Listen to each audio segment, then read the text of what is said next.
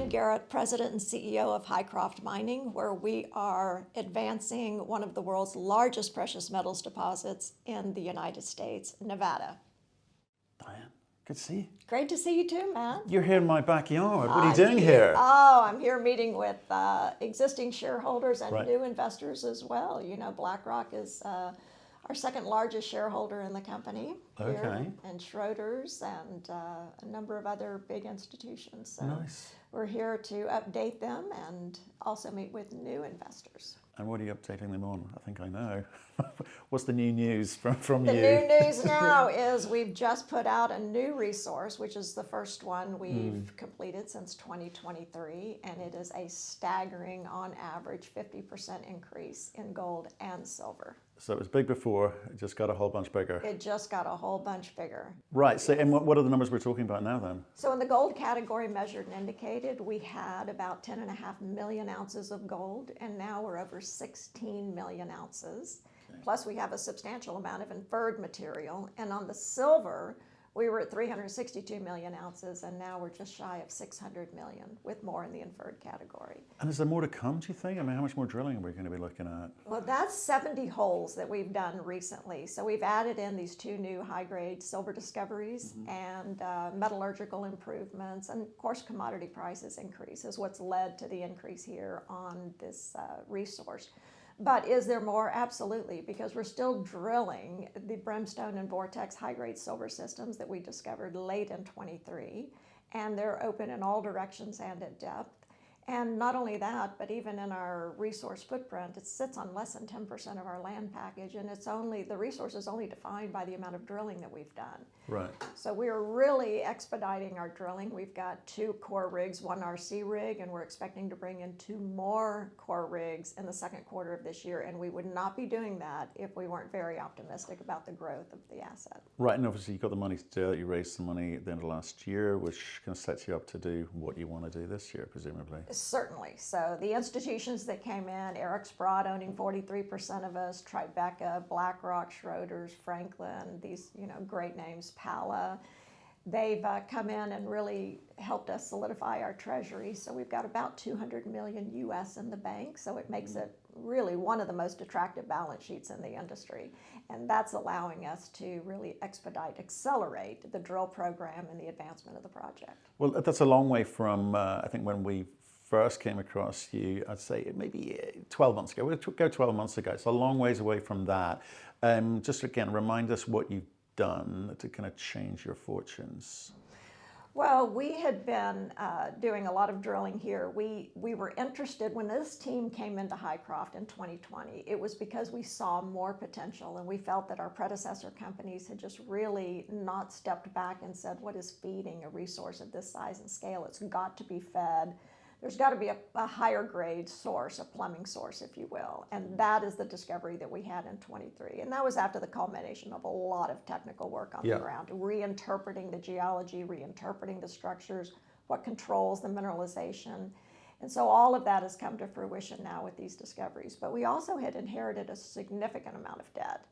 And through the discoveries that we had and the institutional interest we were receiving, they came together and helped the company be able to pay off all of that debt last October. And that set us on a path for a true transformation of the company. So there was a kind of big set. I talked about 12 months ago, and that's near the time when the kind of debt issue got resolved. But before that, there was a big setup before that. You've been in it for what, 4.5 years or so. Getting it set for success. Yes. Which I think it's easy to forget because you weren't getting rewarded for it. That's for sure. We were not. But you have seen this meteoric rise, up to 12, 14 times since the debt got settled or dealt with. There's a danger there that people perhaps think, oh, we've missed the boat. We've missed the boat here. Yes. What's the point? We'll move on to the next thing.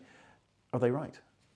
No, they're not right. So we were trading at $3. We went to $6.50. Then we went to $10. Everybody thought they missed it then. And then before you know it, we were at $58. We pulled back a little bit with the pullback in the commodity prices that we've all seen and experienced. But there's still a lot of opportunity here. We're still trading at a significant discount to our peers in the silver space and in the gold space, notwithstanding the high market cap that we have today. And we're in the U.S., so that's a great value driver for investors, because when if you're looking at it predominantly as silver, most silver production's in Mexico or Brazil or Bolivia, and there's only, just a handful of silver opportunities to invest in the U.S. So we still think there's a lot of upside to go. Okay, and you've talked about some of the institutional shareholders in here already. They obviously like what they're seeing because they're staying with you.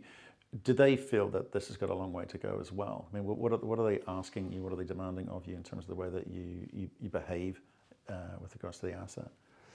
They absolutely feel like there's more upside because, one of the things after raising the money, clearing the debt, we started up the drill programs again, and we've now been drilling higher grades in the Vortex system than we've ever seen in the past, and it's extended significantly to the west and to the north. So they see this now as something that's going to get much, much bigger. And it's not just that. We also believe that this high grade is going to play out on a district scale type setting that is not confined to just Brimstone and Vortex. And so they see that, this is going to get much larger. I hear what you're saying, but what specific programs are you engaging in with this capital to get after this high grade and show that you can create? Because I think you talked in the last interview about drilling is fine, but you've got to wrap a resource around it. You've got to wrap a starter project around this thing. Right. So what precisely will you be focused on? So what this high grade does is it gives us optionality, because Hycroft is a large low grade system, but overall, which we inherited before discovering the high grade. That's going to be a very large project, 50, 60,000 ton a day type operation. Yeah. But after discovering this high grade, and we've put out an initial resource on it. That's after only 14 months of drilling. We have 90 million ounces in the measured and indicated category. That is staggering to have that kind of a resource based on the continuity with just discovery 14 months prior. So that's unique, and that means that it gives us an option to start mining on the high grade. We could go underground first, and by doing that, you're getting better cash flows up front, and then you can build in the scalability to mine the rest of the ore body. So it's really a unique opportunity for us in terms of targeting that high grade early on in one of the highest commodity price environments that we've seen. And in addition to that, we are doing the economics on the large project, and then we're at the same time bringing in an engineering firm to help us assess the underground mining potential of these high-grade systems. I think what's interesting to me is I've seen you on TV, I've seen you on Fox. I know you're here to speak to the Financial Times, the FT, and Bloomberg as well. That's right. Mainstream seems to be interested in silver again. It's a very nice environment to be operating in silver, and obviously the gold component too. But do you think this market is sustainable in terms of metal pricing? Is it where it needs to be? Will it rise again? Is this a reset and pause moment? And do you think you're sort of seeing generalists kind of coming in, being attracted to silver? And if so, do they understand why? A couple of things. We have had a recent pullback, but we also had it last fall, and these things are healthy for the markets.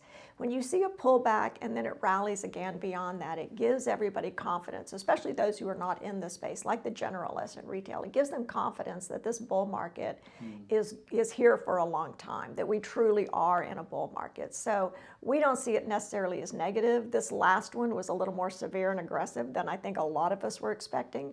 But there were many things that were going on. There were some SILV options, call options expiring. There were people that wondered, oh my gosh, well, if there's a bit of a retrenchment in commodity prices, maybe I better take profits right now. So it was sort of a domino effect of a lot of things happening at the same time. The dollar started strengthening on the same day as well because of the new Fed chair pick.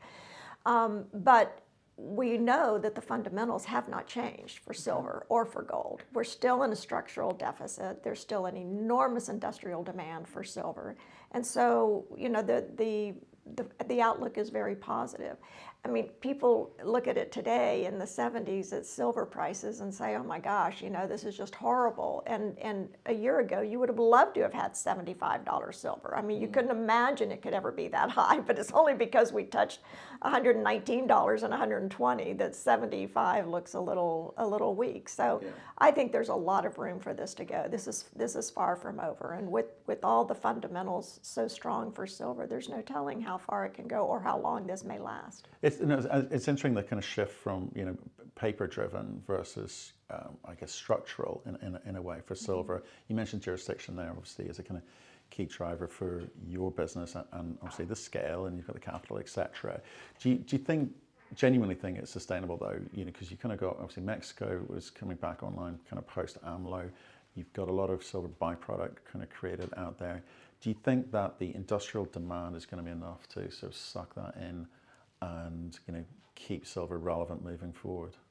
I do, because there's so many different things, the applications. Look, when you have China that is limiting exports and restricting exports of silver because their industrial demand is building so much, that's a good indicator. With the U.S. designating silver a critical mineral and wanting to stockpile silver, they're not making these decisions because of a short term, what's going to happen over the next 6 months. They're looking at this on a long-term basis and needing to secure that supply sooner rather than later.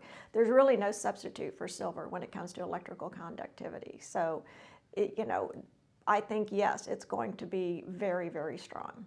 Excellent. Okay, well, look, I know you've got a bunch of people to see while you're over your flying visit. And a bunch of conferences kind of coming up. We'll be talking to, you know, your shareholders and I guess new shareholders going forward. So like, I appreciate you making time for us this morning. Always, you're my first stop. She says that to everyone, folks. She says that to everyone. But I do appreciate it. We'll obviously catch up with you again soon. And 2026, what do we look for? Well, you know, this resource is out, which is staggering in and of itself, and then we're going to have the economics out on the project by, you know, looks like the end of the first quarter. All right. Late in the first quarter, so that's going to be exciting. But really the focus here is, you know, getting underground and focusing on these two high-grade systems and drilling them out. So a lot of news flow on drilling results coming over the next many months and even throughout the year. Additional drill rigs coming on. And we've taken what we've learned about the Brimstone and Vortex high-grade systems, and we're applying it to other target areas on the property, and we're real excited about some of the things we're seeing there, so we'll be rolling that out to the market in due course. So it's going to be an exciting year for us.